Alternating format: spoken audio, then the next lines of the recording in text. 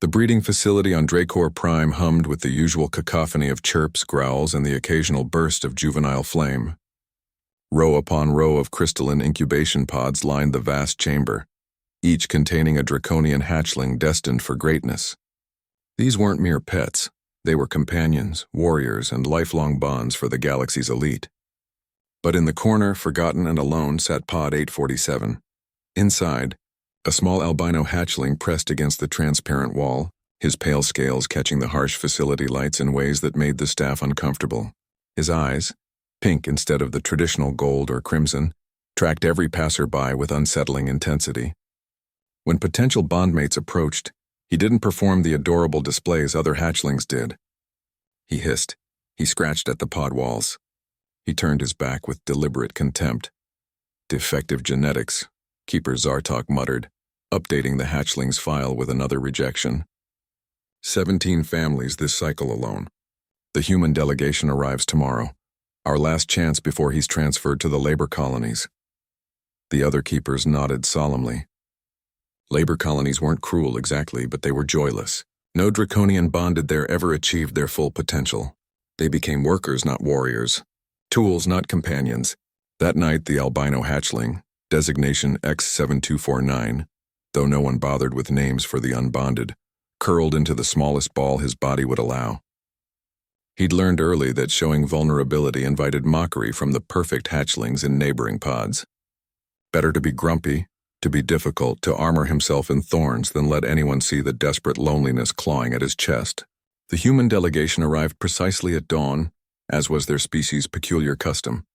Ambassador Chen led the group, 7 families from Earth's various continents, each pre-screened for compatibility with draconian bonding protocols. The facility had prepared an entire presentation, holographic displays of the finest specimens, genetic lineage charts stretching back generations, combat simulations showing future potential. But Chen's daughter Maya, aged 12 standard years, barely glanced at the prepared materials. "Can we see all of them?" she asked, her translator rendering the words in perfect draconian. Keeper Zartok's scales rippled with confusion. "We've selected the optimal candidates for viewing." "All of them," Maya repeated, and something in her tone made the Keeper's protest die in his throat. They walked the rows. Maya paused at each pod, studying not just the hatchlings but their behavior, their body language, the way they responded to her presence. Some preened, others performed acrobatics. A few breathed tiny puffs of colored flame. Then they reached Pod 847. The albino hatchling had his back turned as usual.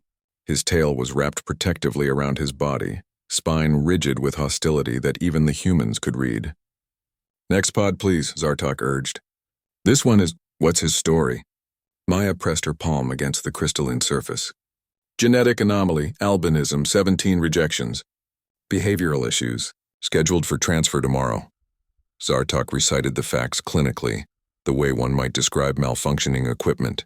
Maya was quiet for a long moment. Then she whispered, barely audible even with the translator, "Hey there, Grumpy." The albino hatchling's ear fins twitched. "I know what it's like," Maya continued softly. "Being different. Having everyone look at you and see something wrong." She pressed her forehead against the pod.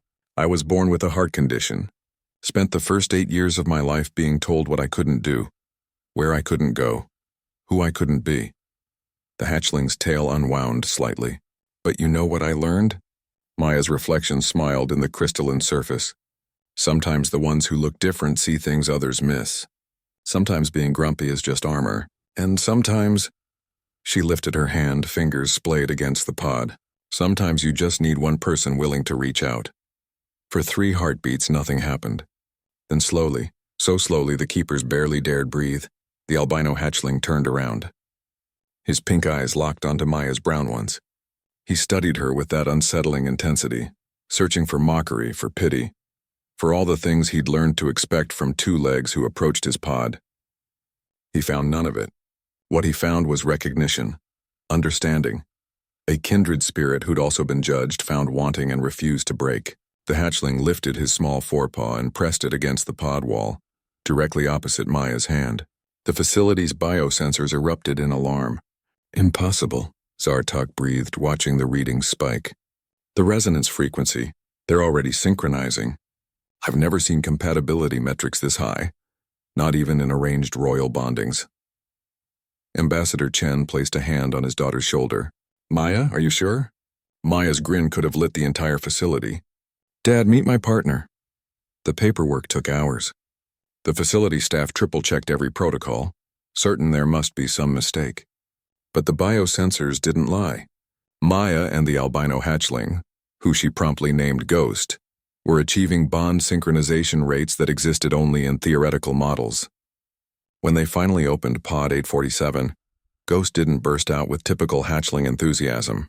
He walked out with dignity, approached Maya with measured steps, and only when he reached her did his carefully maintained composure crack.